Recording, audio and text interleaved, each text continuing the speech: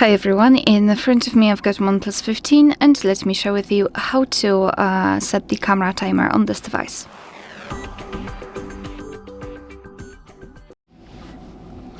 So let's start with opening the camera app. And currently we are in the standard photo mode, so we can take a look at this option bar and simply tap on the three bars icon actually in the right upper corner. Now the second bar is connected with the timer. We've got three options in this device, so off, 3 and 10 seconds delay. So just tap on the option you'd like to use. I'll pick 10 seconds delay. As you can see, it is immediately highlighted. Moreover, we've got the timer inside the shutter button, so we can always check whether we've got the timer set or not. So now simply tap on the shutter button, and from now on our device will count down from 10 or 3, depending on which option you've chosen, and after that time it will simply take a photo.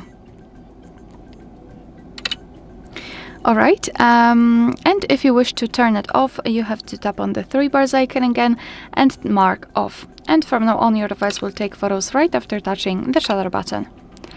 Alright, so that will be all. Thank you so much for watching. Please hit the subscribe button and leave the thumbs up.